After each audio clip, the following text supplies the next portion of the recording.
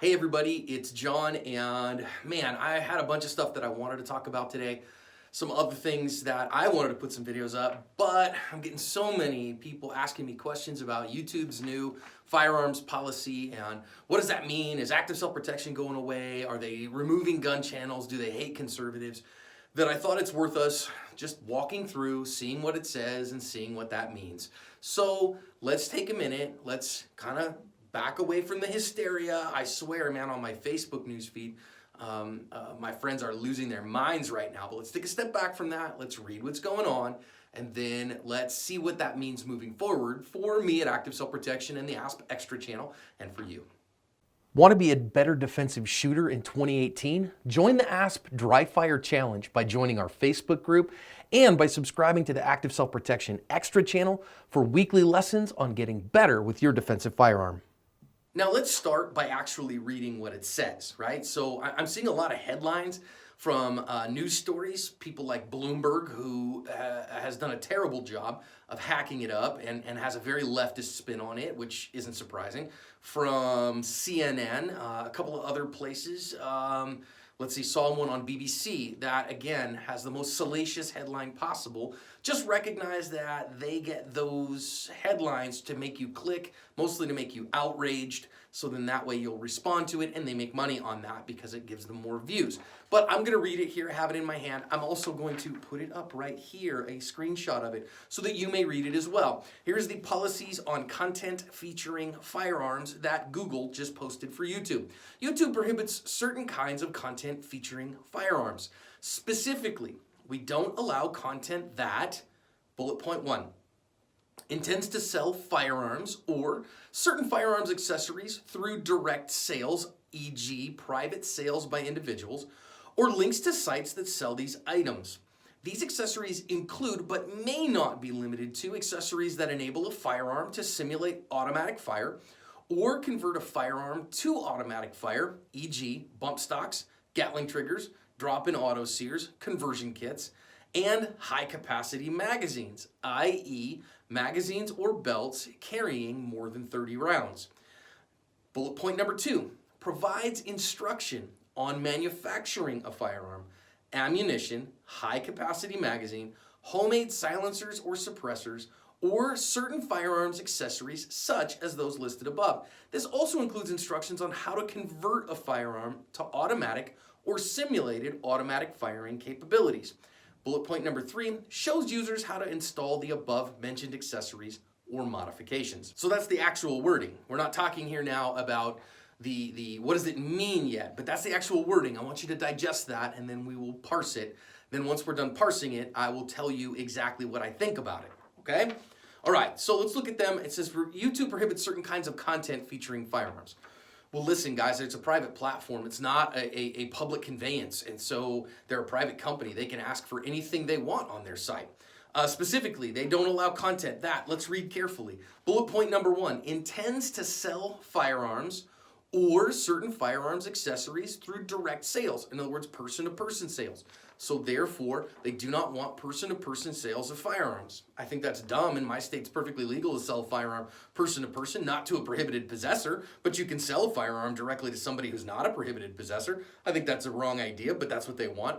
Or links to sites that sell these items. So linking, external linking to websites that sell firearms or the certain accessories that they say that they don't want is not allowed. So external links to sites that sell those firearms or those accessories are not allowed. So these accessories include, so they have some things in here, but notice may not be limited to. That gives them wide discretion. They can then not have to amend the policy later and just say it falls under that policy.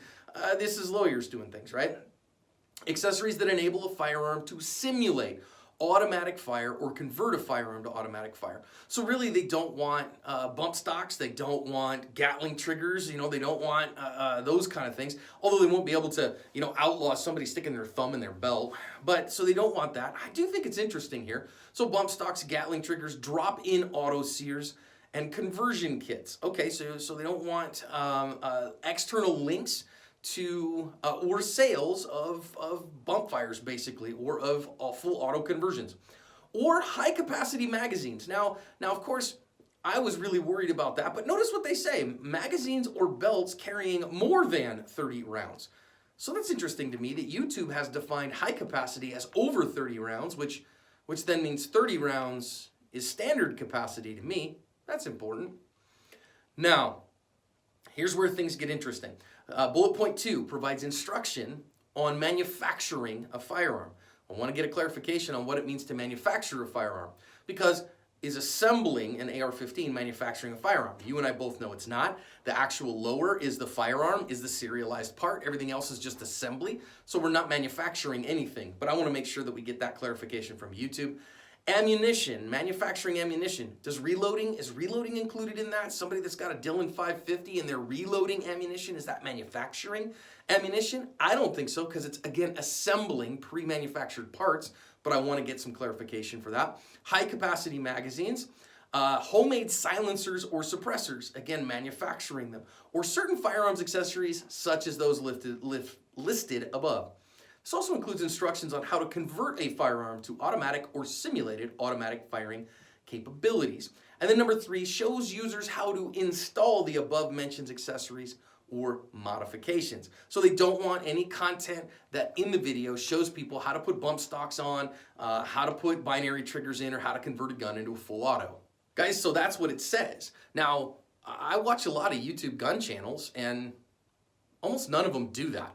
I mean, the ones that are going to have some challenge, we're told this quite a while ago after Las Vegas that, hey man, your bump fire videos of showing people how to install them and all those things, that stuff's got to go. We don't want that on our site anymore. And okay, I mean, you know, they've had months to kind of put that together and to say, well, wait a minute, why are these channels now getting removed? Well, I think that's a separate issue. So I know a couple of friends who are freaking out right now, like, John, this channel got removed or that channel got removed. Well, slow down. First of all, these new policies aren't even in effect yet. The policies aren't going to go into effect until the first of the month. And I think that's too short a time to do that, to allow these channels, some of whom have over 1,000 videos, to go through and make sure that they're in compliance. But this isn't coming out of left field. And also, it doesn't ban gun reviews. It doesn't ban talking about firearms. It doesn't ban having firearms on your channel. Again, it bans talking in particular about installation of a few pieces, basically simulating automatic fire, and linking to sites that sell firearms or bump stocks and stuff like that. So you're gonna have to be careful with those things. But honestly, it's not like it's that huge of a thing. This is more, again, a tempest in a teacup in reality. So now let's talk about the bigger issue of whether this is a good idea. And honestly, there's kind of a both and here. Number one, I'm a big fan of my entire Bill of Rights, okay? All 10 of my Bill of Rights are very important. In fact, all of the amendments to the Constitution are important to me.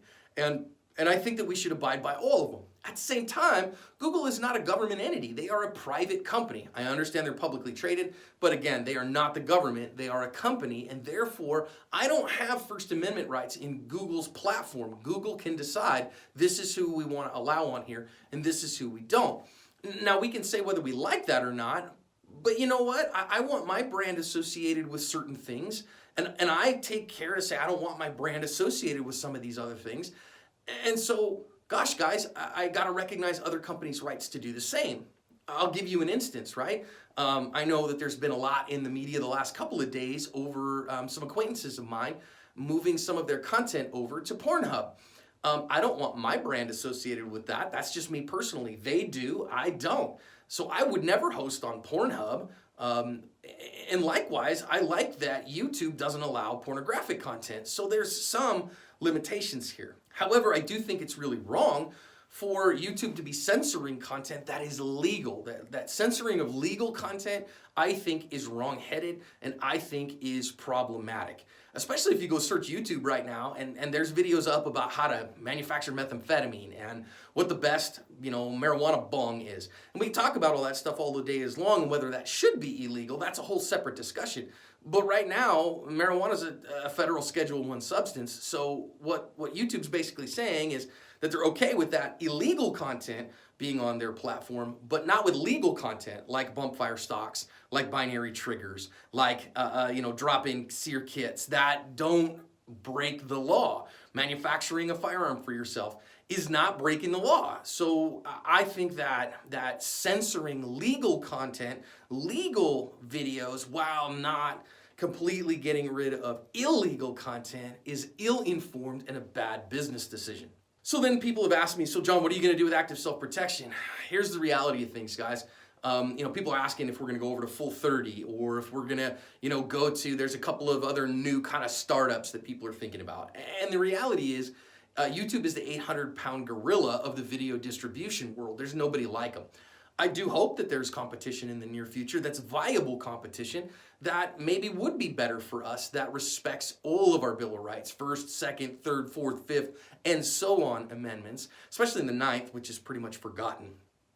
But, my point is that in the interim, I'm not going anywhere. I'll just, by saying a couple of things, the active self-protection main channel, because the content is violent, kind of sits on the edge of YouTube's monetization rules. It's within it. I firmly believe it's within it because of the educational nature of the content, but we kind of go 60-40 with what they'll let me monetize fully. About 40% of the videos I go, nah, man, that's YouTube Red only, limited advertising, not full. And about 60% of the time we're good. Here on the Active Self-Protection Extra channel, we have no problems whatsoever. The only videos that I've had knocked down into that demonetized status or YouTube Red only with limited ads on top of it are discussions of Parkland and discussions of Vegas and those things. They consider those very sensitive, and so they limit ads on those. But other than that, stuff showing me shooting guns, talking about guns, talking about where I get stuff, all those things, no worries in the world. Haven't had any problems with monetization on that as well. So I do have concerns.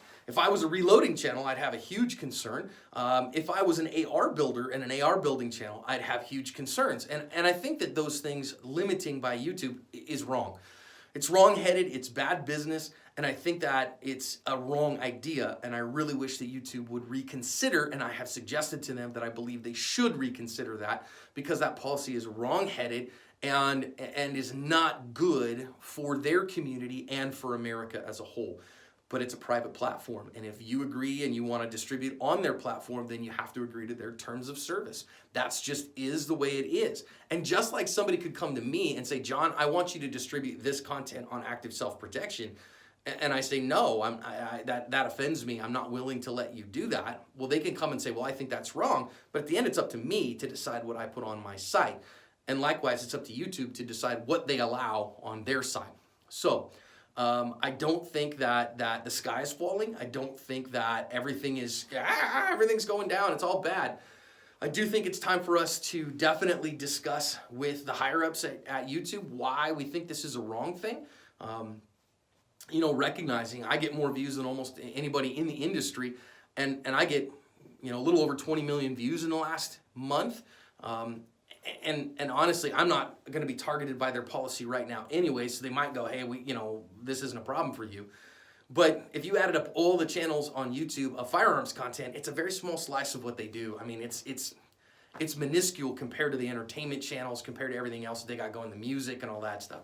So we're really not a big part of their industry. It feels like a big part to us, but to them, it's a drop in the ocean. So let's approach this debate kindly. Let's approach it with care. Let's approach it with respect, and let's keep making great content, guys.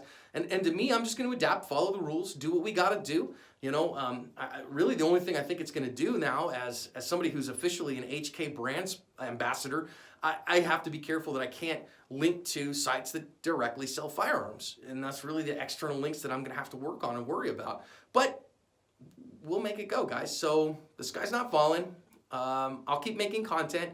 You keep watching it, you keep telling me what you want to see, and we'll keep trucking. Have a great day.